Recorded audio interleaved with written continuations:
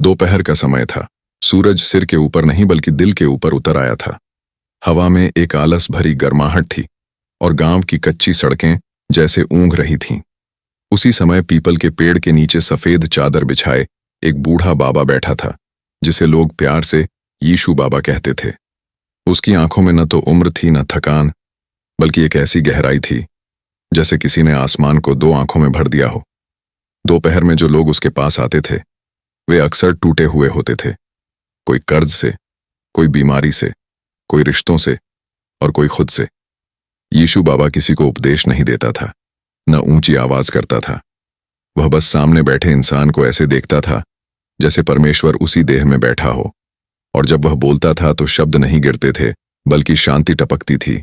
वह कहता था, थक गए हो ना, बैठो, इस दोपहर को अपने ऊपर से गुजर जाने दो जैसे छांव गुजरती है। और आदमी सच में थकान उतार देता था।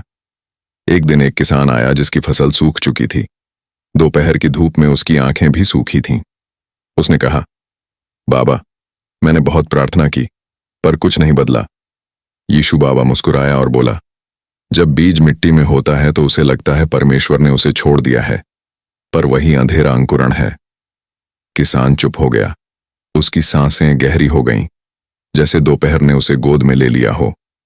फिर एक औरत आई जिसके पति ने उसे छोड़ दिया था। उसने कहा, मैं खाली हूं। यीशु बाबा ने कहा, खाली घड़ा ही सबसे ज्यादा भरा जा सकता है। और वह औरत रो पड़ी। रोते रोते हल्की हो गई, जैसे किसी ने उसके सीने से पत्थर हटा दिया हो। दोपहर के समय यीशु बाबा की कहानियां नींद जैसी होती थीं, जगाने वाली नींद।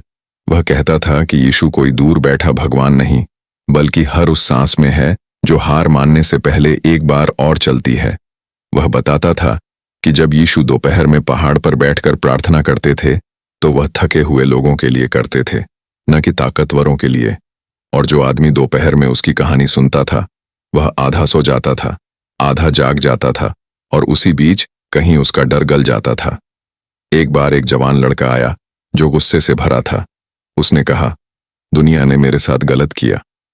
यीशु बाबा ने उसकी ओर देखा और कहा, यीशु के साथ भी किया था, पर उन्होंने दुनिया से बदला नहीं लिया, उन्होंने इंसान को बचा लिया। लड़के की मुट्ठियां ढीली पड़ गईं। दोपहर की हवा चली, पत्ते हिले और समय जैसे धीमा हो गया। यीशु बाबा की दोपहर की कहानियों में चमत्कार जोर से नहीं होते थे, वे धीरे धीरे होते थे। किसी की सांस ठीक हो जाती थी, किसी का मन हल्का हो जाता था, किसी को अपनी माँ याद आ जाती थी, किसी को खुद पर दया आ जाती थी, और यही सबसे बड़ा चमत्कार था। बाबा कहता था, यीशु ने कभी भीड़ नहीं मांगी, उन्होंने सिर्फ दिल मांगा। और दोपहर में दिल वैसे भी खुले होते हैं, क्योंकि तब आदमी लड़ नहीं सकता, वह थका होता है, वह सच के करीब होता है। एक दिन किसी ने पूछा, बाबा, आप यीशु को कैसे जानते हैं? बाबा ने कहा, जैसे नींद को जानते हैं, आंख बंद करके। फिर वह चुप हो गया और वही चुप्पी कहानी बन गई। दोपहर ढलती रही, लोग आते रहे, जाते रहे, पर जो एक बार उस दोपहर में यीशु बाबा की कहानी सुन लेता था वह शाम तक बदल चुका होता था। वह हल्का चलता था, कम बोलता था, ज्यादा समझता था। और जब कभी जीवन फिर भारी लगता था तो वह बस दोपहर को याद करता था। पीपल का पेड़, सफेद चादर और एक बाबा जो कहता था, डरो मत, दोपहर गुजर जाएगी और यीशु तुम्हारे साथ यहीं बैठा है। और यीशु तुम्हारे साथ यहीं बैठा है।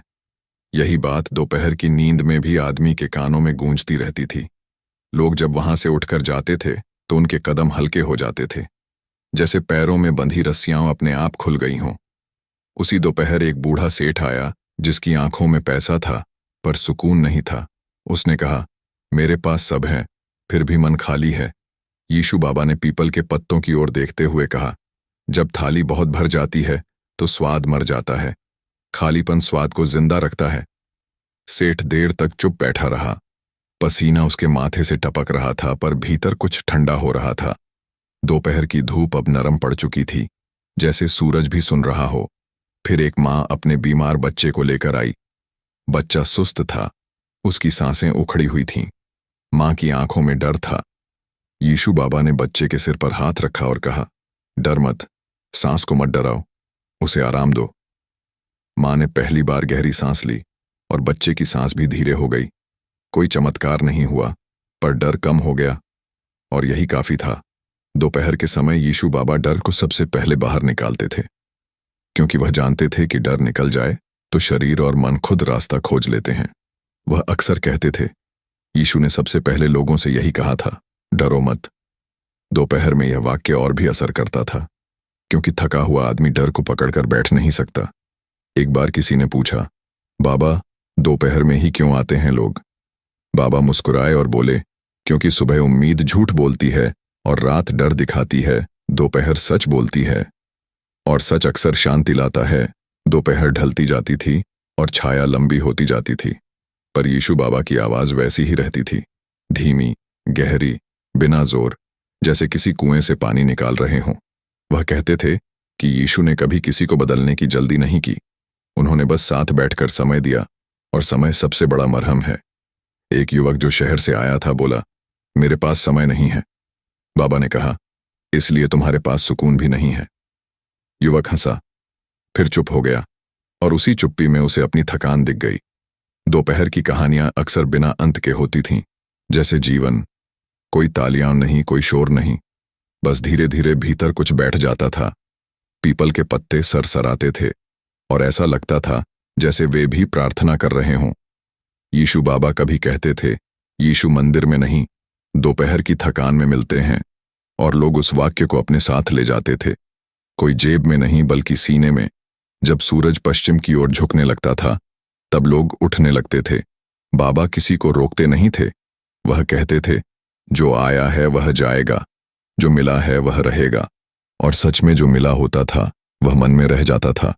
शाम को जब लोग अपने घरों में लेटते थे, तो उन्हें नींद से पहले वही दोपहर याद आती थी, वही सफेद चादर, वही पेड़, वही आंखें जिनमें आसमान भरा था, और एक आवाज जो कहती थी, आराम करो, यीशु तुम्हें देख रहा है।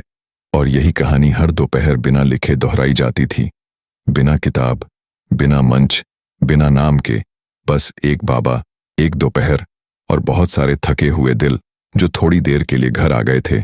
और वे थके हुए दिल जब घर लौटते थे तो बाहर से वही इंसान होते थे, पर भीतर कुछ धीमा सा बदल चुका होता था, जैसे किसी ने घड़ी की सुई को जरा पीछे कर दिया हो।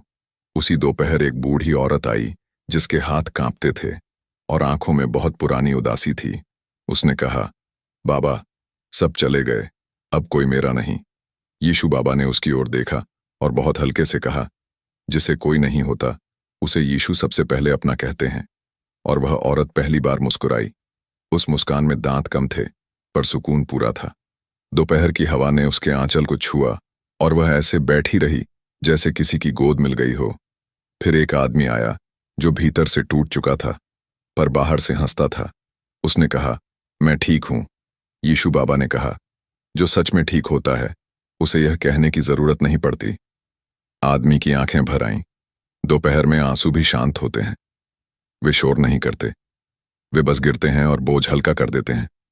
बाबा कहते थे, यीशु ने रोने से कभी किसी को नहीं रोका, और लोग यह सुनकर खुद को रोने की इजाजत दे देते थे। दोपहर आगे बढ़ती रही, धूप और छांव खेलती रहीं, और कहानी भी बिना रुके चलती रही।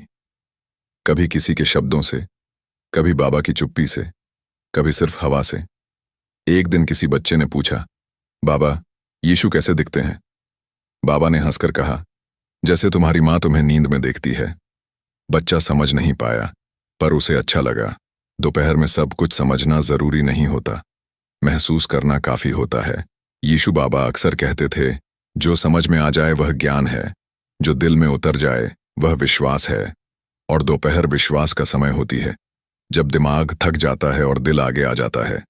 लोग आते रहे, जाते रहे, कुछ रोज, कुछ कभी कभी, कुछ सिर्फ एक बार, पर जो भी उस दोपहर के साए में बैठा वह कहीं ना कहीं बदल गया। धीरे धीरे गांव में यह बात फैल गई कि वहां कोई चमत्कार नहीं होता, पर लोग ठीक हो जाते हैं। कोई बीमारी से नहीं तो डर से, कोई हालात से नहीं तो अपने आप से। और यही सबसे बड़ा चमत्कार था। शाम जब पूरी तरह उतर आती थी और पीपल का पेड़ अंधेरे में डूब जाता था, तब यीशु बाबा सफेद चादर समेट लेते थे, आसमान की ओर देखते थे और बहुत धीमे से कहते थे, धन्यवाद, जैसे यह दोपहर उनकी नहीं बल्कि किसी और की देन हो। और अगली दोपहर फिर वही कहानी बिना शुरू हुए शुरू हो जाती थी, बिना खत्म हुए चलती रहती थी, क्योंकि यीशु बाबा जानते थे कि कहानी कभी शब्दों से नहीं चलती, वह दिलों से चलती है। और जो आदमी दोपहर में उसे सुन लेता है, वह जीवन की सबसे तेज धूप में भी थोड़ा साया अपने साथ ले चलता है। तो भाइयों बहनों, अगर आपको यह कहानी अच्छी लगी हो तो प्लीज भाइयों बहनों, आप कमेंट में जरूर बताएं किस देश से कहानी देख रहे हैं। पंजाब, पटना, हरियाणा, राजस्थान, पाकिस्तान, फतेहपुर, लखनऊ, जयपुर, भारत, इंग्लैंड या किसी कस्बे या गांव से देख रहे हैं। तो प्लीज भाइयों बहनों, आप कमेंट में जरूर बताएं कि आप कहां से देख रहे हैं। और यह भी बताएं भाइयों बहनों, आप कितने बजे कहानी को देख रहे हैं। क्योंकि आप जब शहर और गांव के नाम कमेंट में लिखते हो तो हमें बहुत उत्सुकता बढ़ती है कहानी बनाने में, और हौसला भी बढ़ता है। तो भाइयों बहनों, प्लीज कमेंट में जरूर बताना आप कहां से देख रहे हैं और कितने बजे देख रहे हैं।